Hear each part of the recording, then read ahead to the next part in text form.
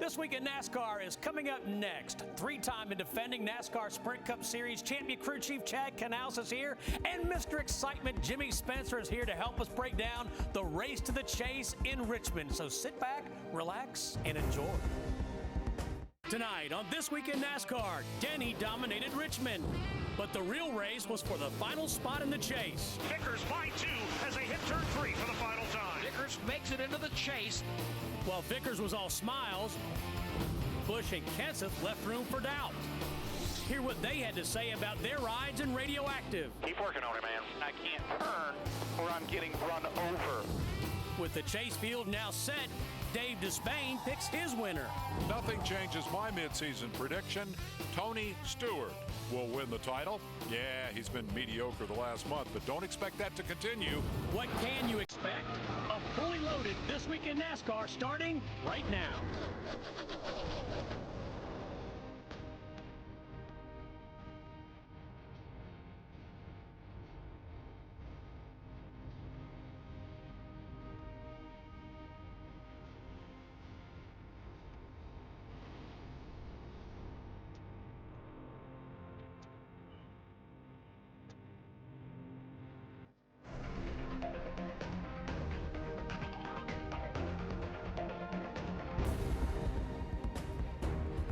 This Week in NASCAR is brought to you by Geico. Hi, everybody. Glad you're with us. Well, most of you are with us. Michael Waltrip, on the other hand, in Italy, test driving a Ferrari. So what we did? We brought out the big guns. Mr. Excitement, Jimmy Spencer is here. Hey, wait a second. Chad Knaus. Can he even fit in a Ferrari as tall as he is? I'm just telling you what he told us, Jimmy. Okay. Jimmy's only disappointed because there's no nachos and beer here, but you did bring your own cigar. So. I did bring my cigar. I hope Michael does better in that Ferrari than what he did Saturday night. It's going to be quite a bill. That's a good point. Does he cover the insurance on that, I wonder? I'm thinking Napa might be. Who knows? Hey, by the way, also pleased to announce that Jimmy Spencer is going to be with us every Monday night through Homestead. So, Spence, glad you're excited and glad you're with us. We're very excited about that. Let's get right into the headline. Of course, Denny Hamlin won the race, but the big headline is that Matt Kenseth is not in the chase. Instead, Brian Vickers races his way in, and Kyle Busch misses it by just 8 points. So, Jimmy, your first show here, your opinion about that 83 team making it in, were you surprised? Oh, I was very surprised. If you look over the last 8 or 10 races, that team really stepped up to the plate. And the biggest thing was, you look at statistics, and Vickers, in the last 16 short track races, no top 10s. His average finish was 27.8 at Richmond. So you would think of all the tracks that you would have a shot at getting in, Richmond wouldn't be it. He rallies, comes home 7th, and knocks Kyle Busch and Matt Kenseth out. So, Chad, more surprised that Brian's in, the 83 team that is, or that Kenseth and Kyle are not in? I think they're all equally big stories, to be honest with you. I think that if you look back at the performance of the 83 car, they actually go into this pretty much a solid dark horse for the championship because they have been running very, very well. And I would even say that they got a shot to go to Phoenix, Loudon, places like that, qualify up front and go for the win. So it's going to be interesting to watch them, but I'm really, really shocked that the 17 wasn't able to rally and get the consistency that they're so known for. Matt typically doesn't qualify well, but they almost always rally back and get solid top 10 finishes week in and week out. And they just were not able to put that together this year. And it was really odd, especially with the way they came out of the box with 2 victories.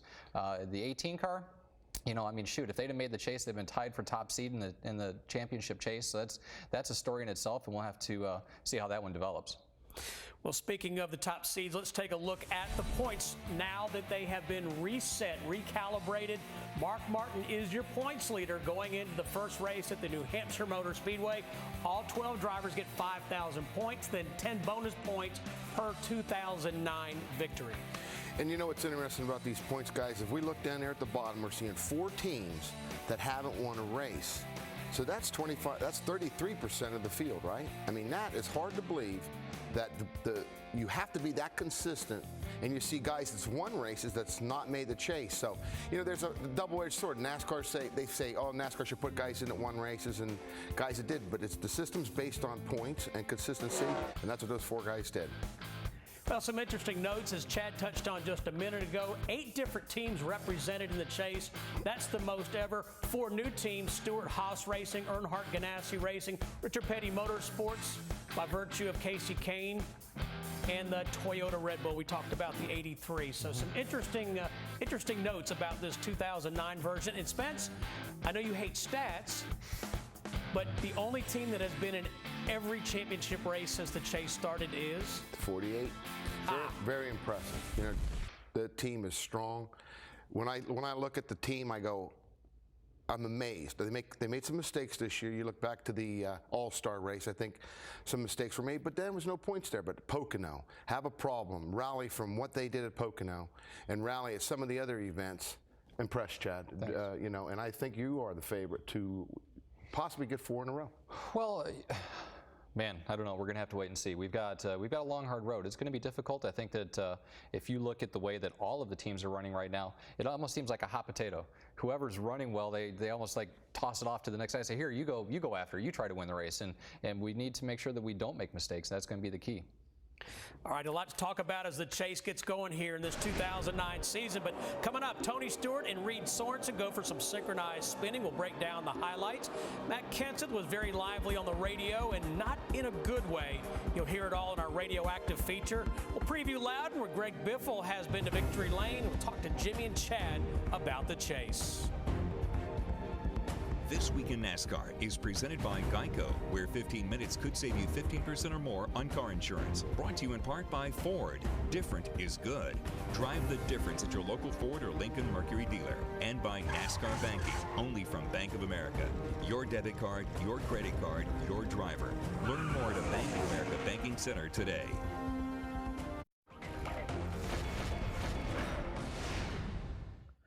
Glad you're back with us here on Twin. And before we get into the highlights from the Chevy Rock and Roll 400, Chad, you guys finished 11th. How aggressive were you in this race, knowing that you already had a spot locked in? You know, I think we went into the weekend just trying to find a little bit of momentum. We're still trying to get our pit crew sorted out. Jeremy West hurt his back a few weeks ago, so we're trying a couple of different guys. We had Rich Macco in there this weekend, did a great job. So we were just trying to find our groove, and we had a good, solid car all night long, a top 10 car. We ran the top 10 until the last lap. Unfortunately, we didn't make it there at the finish, but we just wanted to go and just get our things sorted out. We tried a couple of things on the car, didn't quite pan out for us, and you know, we ended up where we did. But you know, I was real happy with being able to go out there and stay and run up in the front all day long, like I said, and have solid pit stops. So we wanted to win the race, obviously, and put our best foot forward to get that effort, but unfortunately it didn't pan out for us. But you know, a weird thing is, you know, we've won that race 3 times, at Richmond 3 times rather, and they've all been when it's rained out. So it's always been during the day. And Spence and I were just talking about back in 2002, it had rained out and we raced on Monday. And we were battling for the lead and going for the win there. And once again, a day race. But at nighttime, we just can't quite seem to find what it is. I think the track has so much grip, and it limits the driver to a certain groove that he has to run there. And you don't see him running up towards the top of the track. And I think that hurts us a little bit. But I heard you say something that's weird for you to say that. You had a top 10 car, but yet we see Jeff Gordon concede with a top 5 finish, and you guys were better than that for the chase. So heading to these 10 races, top 10 ain't good enough. No, absolutely not. Absolutely not. We've looked at it, and obviously, you know, we look at the stats, we look at the averages. Last year, I think we had a 5.1 average finish for the 10 races, and you're going to have to be very, very close to that this year to be able to pull it off again. Our man Greg Biffle finished 13th. He did enough to lock into the chase. Michael Waltrip, well, Mr. Ferrari, not as good, 32nd. He did have a second for us after the race before he got on the Learjet for Rome. Wow. We knew getting into the chase for the Sprint Cup was going to be crazy. Kenseth out, Vickers in. Congratulations to Vickers. He got his first win, some poles, and now he's in the chase. Our day was a struggle. We started out really fast. We qualified 40th, but we drove up through the field and was setting in good shape. Had 3 problems on pit road, got a penalty twice. And then one time I went to stop in my box and Kenseth was in there. Now, I was thinking that everybody that was standing there had on a Napa suit, and his car doesn't say Napa on it. You know, sometimes I think maybe I'm kind of messed up, but he was in my box. That made us restart behind the lead lap cars and all the lap down cars. Love the rules. The rules are cool. You know, you put all the lead lap guys together, you put all the lap down guys together, but if you have a problem on pit road, it magnifies it. It puts you way behind. That's how we got behind, and we stayed behind. Well, hey guys, the suspense is over. I finally made it. Thank goodness. I'm 12th in points. Hopefully I can start to chase off like I did last year with a couple wins or maybe just a couple top 5 runs. Wish I was there. Have fun. I don't see Biffle winning any races this year. Unfortunately, I think the whole Roush camp is struggling just terribly. And I know they made a lot of changes to their cars heading into the chase, but you said it earlier in the show about Matt not having his consistent top 10s. And I think that the Biff is as aggressive a driver and a friend of mine, but at the end of the day, I don't think you're going to see the Roush team anywhere at all being a factor in this chase. Wow. Right off the top rope, first day. Spence not messing around, is he? That's what it's opinions, babe. All right, let's get to the highlights from Saturday night's 400 lapper under the lights. Early on, Chase hopefuls Brian Vickers and Kyle Busch. You know, it's funny, you see that time and time again, and it seems like when you come to Richmond, you've got the guys that are battling for that last spot to make it to the chase, and they're just right next to one another. They can't seem to get away from each other. What was interesting about the whole night is that you knew Matt was struggling, but there's still times when he could get far enough ahead that he would still maintain his 12th position, and 1 or 2 places would change, he'd drop out again. Interesting all night long. Lap 3, Scott Speed spins and hits the wall, bringing out 1 of 10 cautions. And you know, the 17 team, Larry Mack said it, they were not fast from the very beginning of practice. They just never picked up speed. And that's so uncharacteristic of them. It really is. And Matt is usually a very good guy at diagnosing the issues with the race car and leading the crew. You can listen to him on the radios and the scanners and hear what they're saying. And Matt can really pinpoint what's going on with the car. And they just did not have it this week. And they haven't had it. And it's unfortunate for those guys. Let's move ahead now. Lap 42, Tony Stewart and Reed Sorensen get together. David Stremme was on the high side. Oops. I think that was just a matter of Tony getting in there. There were 3 wide. Tony said it was his fault. Yeah, got in there and got a little loose, and no damage, no foul. Our buddy Michael Waltrip in the pit box. In his essence, it blocks Matt Kenseth in a little bit. And Drew Blickensderfer says, give us a little slack, boys. Yeah. Give us some room. How about, where's the love? Where's the respect? And Michael should have pulled up deeper in his pit box right there. The car that was in front of them was going to be gone by the time they completed their pit stop. So he could have pulled in a little bit deeper, and that would have allowed the 17 to come out around them. And that's why Drew was upset at that point. Also could have been a little bit to do with Toyota versus Ford. Oh, it's just stirring the pot up already. Wow. Spence with a strong segment. Did you want to say anything else? No, it's just an observation. An observation. And then what happened here? What is this all about? That there, I think Matt Had an accident? He just missed his pit. He'll talk about that. Plus, Dave Despain weighs in on the chest and chase, and can Kyle Busch use his disappointment to his advantage? This Week in NASCAR is brought to you by Geico, and here's your chance to win the picture of all 12 drivers in the chase. Enter the Picture of the Week giveaway. Go to speedtv.com, click the show's tab at the top, go to the This Week in NASCAR page. You'll see a link at the bottom to email us. Put Hamlin in the subject line and you're entered to win. Be sure to put your shipping address in the email. The winner will be revealed next week. Casey Kane picture from a week ago is headed to Tennessee. That's a cool picture, too. That is a nice picture. Boys, time to get into the highlights in a little more depth, so let's move ahead. Caution comes out for debris Saturday night. And in the pits, we just saw it a moment ago, Matt Kenseth makes up a rare mistake, Chad. Overshoots his pit and has to back up. Yeah, and they're pitted right there on a curve, and sometimes it's difficult for the drivers to see. We've been actually having some trouble with Jimmy getting into the pit box this year just because of the night races, which, makes it even more difficult. But, yeah, that's weird. Kind of ironic how they get blocked in the pits and then he runs into their pits. Jimmy, they just don't make those mistakes, that team. That's very uncharacteristic, especially if Matt Kenseth. That team is as good as it is. Now, that car got bumped and spun into its pit, so I don't know who hit him, but that there looks a lot worse than did. I think David Reagan bumped him You know, it's simple old that he didn't know he was getting in. It's hard to see in the cars. Just a racing deal. Yeah, because he was in the first pit box. So that makes it difficult sometimes. You're just not prepared for that. As a driver, you're cruising down pit road and you're just going to follow the guy for a little bit. You don't expect him to necessarily pull off immediately and start to slow down, and that's all that was. That was an accident. Yeah, Brad Keselowski in the 09. Let's move ahead now to lap 120. Casey Kane and Brian Vickers. That's a close call right there for Vickers. That is major because we've seen it all year long where you could very easily puncture a tire there. Up front, Denny Hamlin passes Jeff Gordon for the lead. He flexes muscle. On lap 263, Hamlin about to lap the 17 of Matt Kenseth. Martin Truex Jr. hits the wall. But you know what we saw before this with Jeff and Denny racing? A great racing all night long. And Richmond allows that. 2 wide racing for the lead. Absolutely the best short track race. All the drivers say the same thing. This is, if you're going to go to a racetrack and race, Richmond's it. They put it on all night long. It's time now for the Castrol Edge smart move of the race, and we're going to give it to the 83 team for a little bit different reason, because Jimmy Spencer hit this one on the head. They hadn't had a top 10, and for the setup that they put in that car and the way Brian Vickers drove the car, they get the Castrol Edge smart move of the race. You know, I think it goes back. I mean, yeah, they get it for this race, but go back to Atlanta, where they replaced the axle. That was the pivotal moment for that team this season. That was a gutsy call that, by all means, should not have worked. Like, when that piece of the axle spline went down into the rear end, they really should not have finished the race. Something should have broken. And by making that call and saying, look, we've got absolutely nothing to lose, that's what catapulted them into this position. I think, man, those guys have been spot on, and I'm just happy for them. I'm proud of them. Jeff Hammond said that could be a defining moment for that race team, as you said, because they could be dangerous in the chase. Oh, for sure. As much momentum as they have. I disagree.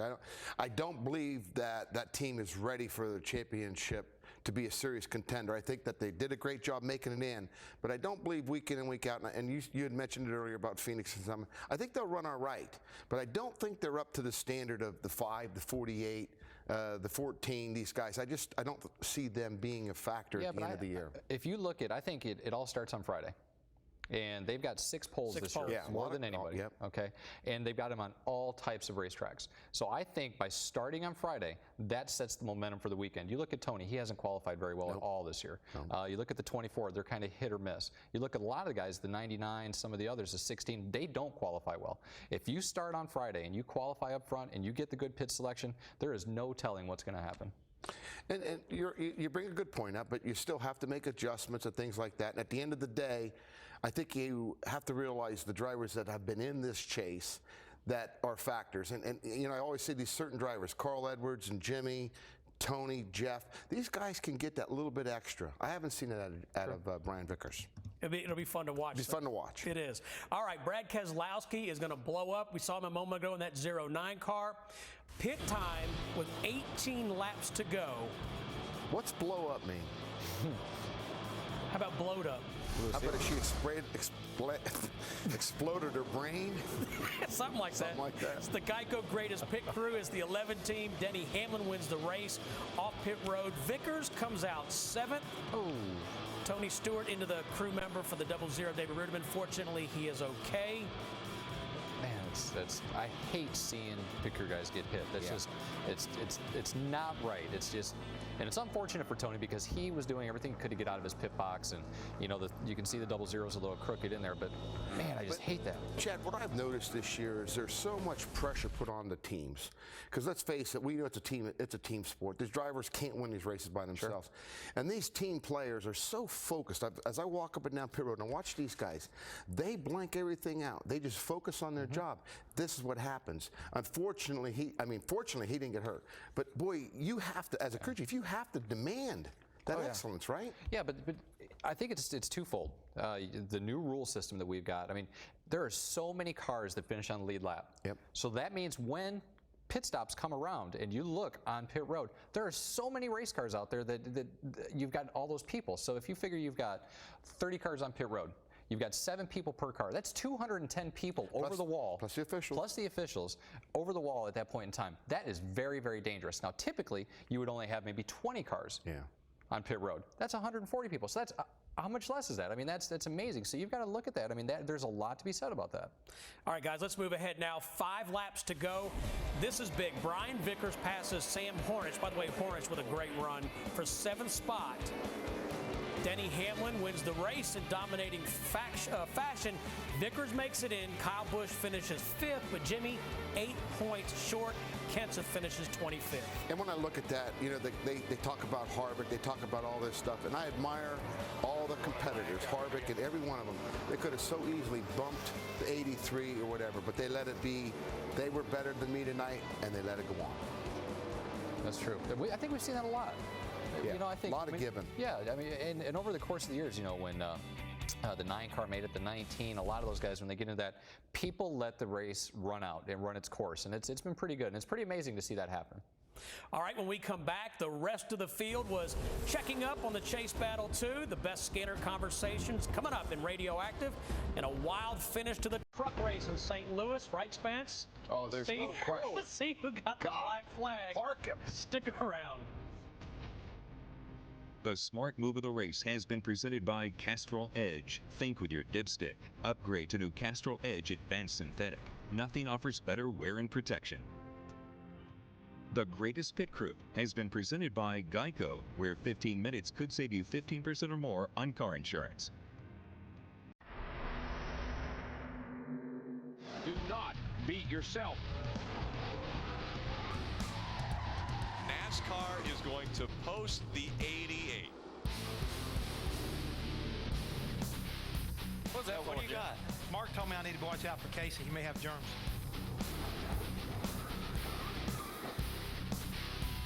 Vickers makes it into the chase. How bad do you really want it? Carl Edwards takes the win.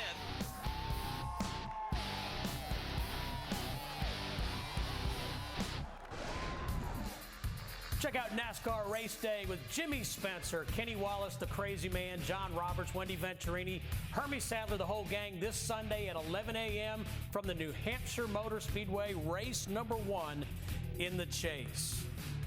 Well, as you can imagine, so much on the line Saturday night in Richmond, Virginia, so much emotion. Let's listen into some of it from our key players in our Radioactive piece. Radio, check 1, 2. 10-4, got you. Check 1, 2. I got you there. You got me okay? Got a copy. 10-4. Richmond International Raceway, the stage where the final fight to qualify for NASCAR's chase for the Sprint Cup will play out. Who gets in? Who gets left out? Just gonna keep it simple for laps here tonight. Focus on what we can do. We know how to do it. This race all race will be in good shape. It's just one of the 26 races we got. Let's just keep doing what we've been doing here. We don't have to win the race. We just don't need to make any mistakes. Somebody else will. Pace car is gone. Get ready. Ready. Green, green, green. Everybody's rolling. Little loose in 3. Hold tight center. And I'm wrecking over here. 4. Track clear. Seems like I need to roll it thinner better. 7-4. I think these stickers will help you. You want to half run up on the track bar too? Yeah. No grip. No front grip. Tight as hell. And not much rear grip either, but front grip is the biggest problem. 10-4. We're going to shove a rubber in the right rear, and we're going to put the airbag that we just took out. 77, 3, 2, 1. Right. Back him up, guys. Back him up. Help him. Easy, guys. We race struggling. 18's coming a little bit. 87. But the 99, 16, 17, and 39 are. How's our teammates look right now for the chase? Biffle's in 12th, Matt's in 14th right now. Yeah, we're so screwed. This freaking car is so jacked out of shape now, I don't even know what to do to it. Here come the leaders down pit road. Hard. There you go. Great job, guys. Great job. The 83 beats the 18 out of the pits. Hell of a stop, guys. That's what I'm talking about. Denny Hamlin finally wins a Sprint Cup race at his home track. My house. Right, your house, baby. I hate to say, but make sure you take care of that car. We're going to need it to chase. 25th, Matt. Obviously, we didn't make it. Sorry about that, bud. Appreciate the effort.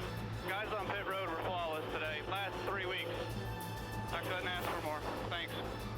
Did we make it? Great job. Hell yeah. That's what I'm talking about, boys. Great job. Great car. Best car we ever time to have it, too. Damn fine time to have it. If you watch one of these races and don't have a scanner, you want to be ashamed of yourself. I mean, the storylines that were going on, it even had the drivers asking what was going on. Carl Edwards, in the middle of the race, wanted to know where his teammates were. Mark Martin wanted to know where all the other guys were, so he knew exactly where he needed to finish to try to make it to the chase. I think it's an amazing thing that we're able to do to allow our fans to be able to listen to what it is that we do. It is such a cool thing. I mean, hear the emotion in Brian Vickers' voice and Ryan Pemberton afterwards. Hear the disappointment in Kyle Busch's afterwards. I think that's a cool thing. Jimmy, we've talked about this briefly, but I've been listening on pit road for a lot of years to Matt Kenseth. I have never heard him say we're all jacked out of shape. Jacked out of shape. And I think what he's talking about, fans, there is that they kept making adjustments to the car, never could get it right. Yeah. And Chad, you know, once you get a car jacked out of shape, everybody's always put it back to where it was. It's not that easy. No, it's difficult, and especially with the track changing. It's difficult enough just to keep up with what's going on with the cycles on the racetrack. And if your car's not handling to begin with, you're just out to lunch. Well, Mike Skinner won the Camping World Truck Series race at Gateway, but that's not what people are talking about, and that's not what people remember. A lot of controversy between Matt Crafton and Ron Hornaday. Let's take a look. One of the best is bringing him to the green flag. Ron Hornaday, 8 laps to go. And he had at least 2 truck links when he got to the start-finish line. Oh, Todd gets turned. Todd slides to the inside. Will he slide back up in the groove? Yes, and more contact. Rick Crawford is involved. Colin Brown is involved. Todd did not get a very good start. Crafton's going to dive to the inside. Todd moves over to try to take that spot, and they just make contact. We're back underway. 4 to go from Gateway. Crafton's all over him. He's got a run, a little bit of a run. He moves to the inside. There's the contact. Contact again. Crafton gets into the back of the 33, and Hornaday spins around. Oh, and big contact behind him. Matt Crafton got a good run. He moved to the inside. They got down to the corner. I tell you, that really looked a lot different on replay from what the other situation was with Todd and Matt Crafton. It was. This was a different situation. They were really all the way to the corner. NASCAR is going to post the 88. That means they're going to say rough driving. Mike Skinner is going to win at Gateway International Raceway. Well, I'm not a NASCAR official, not in charge, but the 88 would have been parked, in my opinion. He would have never got back on the racetrack. What he did with Todd Bodine, in my opinion, was racing. I think Todd Bodine was at fault for that. As a driver, you just don't keep coming. You know when that guy's inside you. As far as Hornaday was starting to come down, but he wasn't alongside Hornaday. He just gave him the old hit. I was talking to Chad earlier. Jimmy Johnson and the 11 car at Martinsville. Jimmy goes in the corner and moves him up just a little, and they go on. Jimmy wins. Jeff Gordon and Rusty. So at the end of the day, I think there's a way of getting a position, but don't tear up 6-8 trucks doing it and just intentionally spin a guy out. Yeah, you know, Jimmy and I, we were in the transporter before the drivers' meeting, and we just happened to catch the replay of that, and I was sitting there, I was watching, and I was like, man, you know, what do you think, Jimmy? I said, whose fault was that? And he said, well, obviously it's a camera, so you don't know exactly what's going on. He said, but if the spotters were in their ears saying inside, then it's kind of a multiple problem right there. So he's like, you know, I don't know. And, you know, it's difficult to know exactly what's going on unless you're sitting in that driver's seat knowing exactly what's going on. Crafton was shallow getting into the corner, but I think he was clearly inside of him. Spencer raises his eyebrows. He needed to put her glasses. I think he wasn't inside of them, but okay. Camping World Truck Series with us in Loudon, New Hampshire this weekend. You'll see coverage beginning there Saturday at 2:30 here on Speed. Give him some glasses, Spence. The NASCAR Nationwide Series teams also in action at the Richmond International Raceway on Friday night. Carl Edwards, broken right foot and all, goes to victory lane. Hamlin will pull out by a couple of feet. Now he slides, turns it sideways. He collects Kevin Harvick. They make contact, but they both keep going. Harvick has the lead, but there's a ton of smoke coming out of Hamlin's car. Definite tire rub on the Denny Hamlin machine. He just gets loose all the way up on the straightaway. Yeah, he was spun out right there till Harvick knocked him straight. Yeah. And it looks like it's going to be Carl Edwards winning the race off pit road. Oh, Carl really shoots through that corner right there. Gets a jump and gets about a car length separation. Carl going for his 3rd victory here at Richmond International Raceway. It'll be his 4th of the year as he takes the win in the Virginia 529 College Savings 250. When we come back, we'll take a look back to the first Loudon race in 2009. Remember the big one? The Chasers are hoping this doesn't happen again. Loudon is only 300 miles. We'll talk about pit strategy and fuel mileage when we come back. This Week in NASCAR is brought to you by Geico. Well, the first of 2 races at the New Hampshire Motor Speedway in this 2009 season was a rain-shortened race. And when the race was called, there was a big surprise in victory lane. Let's take a look back. This is one of those kind of murky days. We're not going to have a whole lot of sunshine. Rain could be a factor. Is anybody going to play the weather game? Tony Stewart, Jeff Gordon about to lead the field to the green. They head down the front stretch and take the green flag. Here they go for the lead off of turn 2. Kurt Busch to the inside of Jeff Gordon. The 2 car, if he pushes me up out of the groove, he better make sure he does it all the way because he's not going to make the next corner. The clouds starting to darken a little bit here. I can't come off the corner to save my life. I'm just sideways. The racetrack's a little damp here. I mean, we got that light mist, so just hang in there. Trouble in turn 2. 2 cars tangling in the process. Trouble. Martin Truex's son collects several cars. We definitely know who the 1 car's mad at. That would be the 18. Joey Logano got the lucky dog free pass under this caution. It's go time for all these drivers. Brian Newman now is being shown as the race leader. About 14 laps till we pit. The rain's real close. Send 4 and be safe fuel. You can do that. I don't know how to run like hell, old man. Amount of fuel is coming in. Amount of fuel. Joey Logano on point, begging for the upset. Save fuel for me. You got to save fuel. We're good for about 3 to 5 laps here. Caution's out. Caution is out. Keep your fingers crossed. Say a prayer. Go spinning it out now. Racetrack's wet. You ain't kidding. NASCAR has declared the race official. Congratulations to Joey Logano, the youngest Sprint Cup winner ever.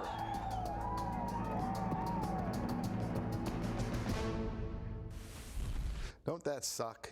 I mean, a race. What, the lobster or the? No, the race. I mean, it was a great race, and it gets cut short by rain. I hate when rain comes and eliminates the actual winner of the race being the winner. Unfortunately, it happened. Fortunately for Joey Logano and Tony, I'm sorry for Greg.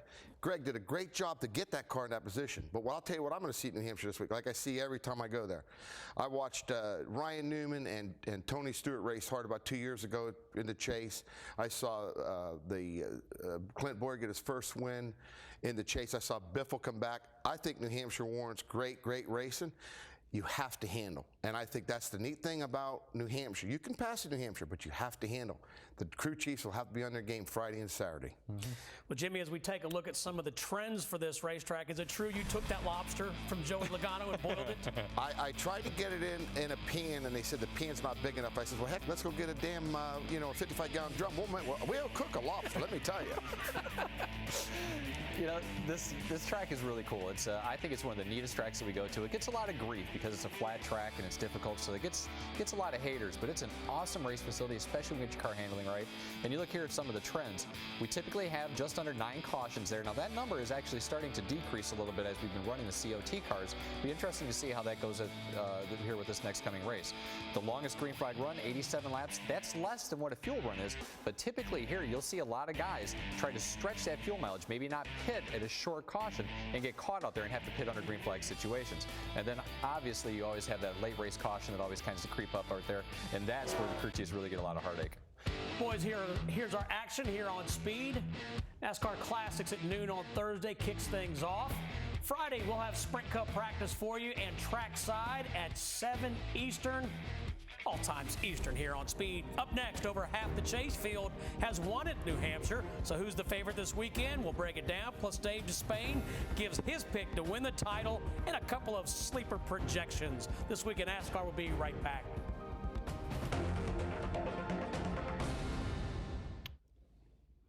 Well, as Chad Canal says, there are some haters of the New Hampshire Motor Speedway. Not everybody loves the flat 1-mile track. Let's listen to some of the competitors.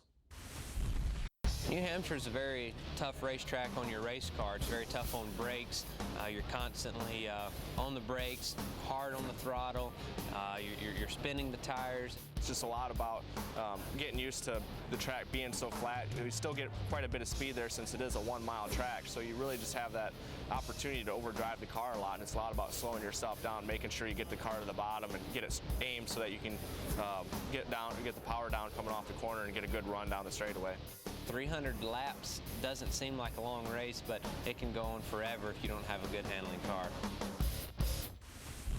Just like I said, I think it's a great racetrack. I think you have to, as a crew chief and as a team, you have to work all the angles there. You're going to see 2 tires. You're going to see 4 tires. You're going to see gas-only pit stops. You're going to have the mechanical grip in your race car, and you're going to have to maintain track position. I think it is a great race. It's very, very short. So if you have a problem, you better hope that it comes in the first 100 laps so you can maintain and get back up towards the front. Because if you have a problem late in the race, you are done.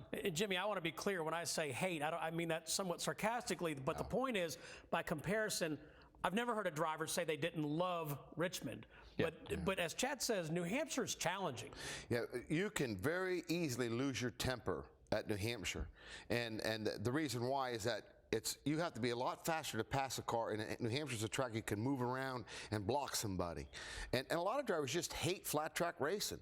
And that's why they are not going to be championship contenders. Yeah. Tony Stewart says you have to be very patient at New Hampshire. Let's take a look at our chase drivers. And as we look at their numbers, their statistics, Chad, what is relevant about that? I mean, do we look at this on a race-to-race basis, or do you see something that really jumps out at you there? Well, I think, obviously you look at Juan Pablo with no top 10s there. I think that's going to hurt him a little bit. Vickers has only got 1. Edwards has only got 2. And, who would have thought that? But I think the ones that you have to look at that are big numbers are those top 10s with 13 for Martin and Stewart.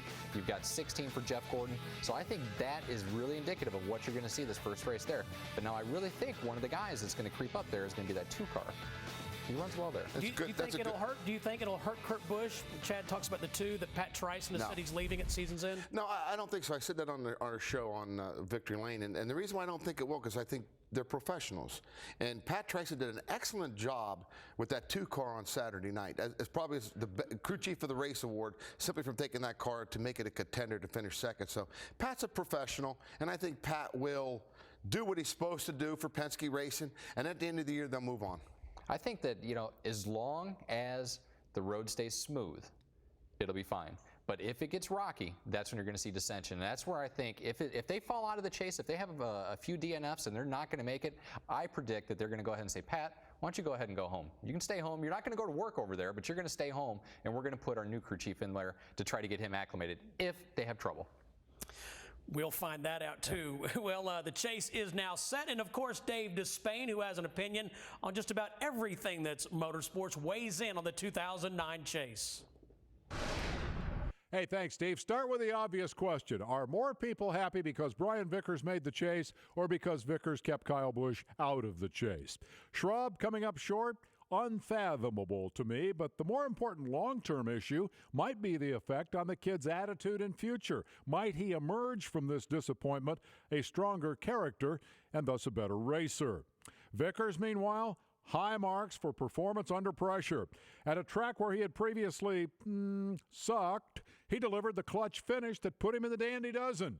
At the end of June, nobody I know considered Vickers a chase possibility. From 4th of July through Labor Day, he scored more points than any other driver in the series. That fact bears repeating. For the last 2 months, the best car in Cup, the 83. If it remains the best for the next 2 months, Brian Vickers could well reign as champion. And where would that rank on your all-time list of NASCAR surprises? Scanning the rest of the top 12, be honest, aside from diehard Casey Kane fans, who really expected Richard Petty Motorsports to have a car in contention? And speaking of Dodge boys, despite the slippage of the last few weeks, doesn't Kurt Busch look a bit like that guy who won the first chase back in '04? And who'd have thunk we'd see Juan Pablo Montoya become a points racer? He did so to the credit of what remains of Dale Earnhardt Sr.'s team. On the downside, don't I remember Matt Kenseth amid great fuss winning the first 2 races of the year? As he wobbled out of the playoffs Saturday night, that hot start seems like a very long time ago. Feel-good story of the year, no contest. Oldest guy in the series, chasing his very first championship. Go get him, Mark Martin.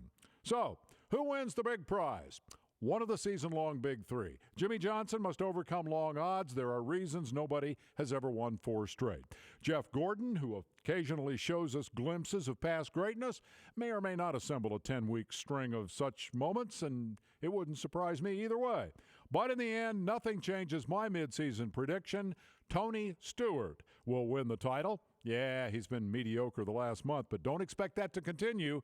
And don't be surprised when Smoke sits at the head table come December. Guys? The Dandy does. That's pretty cool, Dave. I think that the 48 car is a serious contender for me. The 5 car will be a serious contender, and the 14 will be a serious contender. Those are my top 3 cars to win the chase. And so who wins it? Who wins it? 48. Oh. All right, Chad, besides you, what are the 3 teams you're concerned with the most? I think that I have to look back at my teammates, definitely. And I'm not just saying that because they're my teammates, but because I know what they're capable of doing. I think if you look at what the 5 car's done this year, they're definitely a solid contender. I think the 24 is a solid contender. And then, you know, man, I got a toss-up between the 11 and the 2. They both are running so well, but they're just not doing it quite consistently enough. The 11 car, I'm very impressed with the way those guys have been running. 11 teams so they're going to be tough. Dark horse for me. The 11? 11. All right. Don't forget, you can see Dave every Sunday night here on Speed at 9 Eastern. That's Wind Tunnel with Dave Despain. And when Twin comes back, we'll dive into the email inbox and find out if there's a way to protect the valve stems from those splitters. You're watching This Week in NASCAR. This Week in NASCAR is brought to you by Geico. And time now for the ZMAX Fuel for Thought email segment. Mr. Canals, why doesn't NASCAR move the valve stem on the tire to the inside rim so that it is safe from the splitter? Well, in all actuality, if you look at our short track cars or any tire that we don't run an interliner, it is on the inside of the wheel. But when we run an interliner and obviously the normal tire, you have to have the valve core on the outside of the wheel so that it doesn't knock off. Now, we could actually maybe, after a period of time, try to develop something to where the car or the tire actually takes maybe a needle, let's say like a football or a basketball or a volleyball, to where you put the needle inside and you air it up that way, but that just hasn't been devised yet. Now, that's something that could be easily changed. We'll just have to come up with it because most teams buy new wheels every year. All right, Spence, our second question. Who do the pit road officials work for, and how are the pit officials assigned? Well, NASCAR employs all the officials, and the track has nothing to do with the officials. And how they are assigned is John Darby, the director, will randomly put the officials in charge of the 43 cars. But when NASCAR comes into the event, they are running the whole facility, so the promoter doesn't have anything to do with what's going on. NASCAR controls it all. You crushed it, Spence. Well, up next on Supercars Exposed, Tanner Faust gives us a supercar luau, taking a tour of Hawaii from the seat of an exotic supercar. Then go shopping with producer Mickey Pfeiffer and find out if he goes with a new ride or a classic. Supercars Exposed, that's next at 9. That's a nice gig Tanner Faust has. Here's your chance to win the picture of all 12 drivers in the chase. Go to speedtv.com, click the show's tab, go to the This Week in NASCAR page, and you'll see a link at the bottom to email us. Put Hamlin in the subject line, and you're entered. Be sure to put your shipping address in the email. The winner will be revealed next week. This Week in NASCAR is presented by Geico, where 15 minutes could save you 15% or more on car insurance. Hey, next week here on This Week in NASCAR, Spence is back with us. Greg Biffle is here. Michael Waltrip was coming back from Italy, we think. And check this out, Spence, NASCAR President Mike Helton. Whoa. Awesome. It's always fun to be able to talk to Mike and let Mike address the fans. It's pretty cool. Hey, you're a modified champion, 2-time. The modifieds have been added to our lineup on Saturday prior to the truck race, 1 p.m. Don't miss it. Modified race is fantastic don't at miss New it. Hampshire. Fans, don't miss it. It's on Speed. I'm telling you, Chad, I know all the drivers and all the crew members, they can't wait to watch when we go to New Hampshire for the modifieds. Greatest race there is. There's bump drafting. Yes. Yeah, there is. Chad, as we go into the chase, you've won 3 in a row. Are you guys, from a momentum standpoint, a performance standpoint, where you want to be by comparison going into this one? I think if you look at it from a performance standpoint, we're definitely where we want to be. I think we've run, top 10, top 5 of just about every racetrack we've been to. From a momentum standpoint, we're not exactly where we want to be. We need to be a little bit better. Spencer, you going to bring your cigar back next week, buddy? Oh, yeah, I'll bring my cigar back. Fans, tune in to New Hampshire, baby. I can't wait for the next show here we come to. It'll be awesome. Got the trucks, modified, NASCAR race day, trackside, we got it all. Chase is on. Coverage begins at 12 on Friday.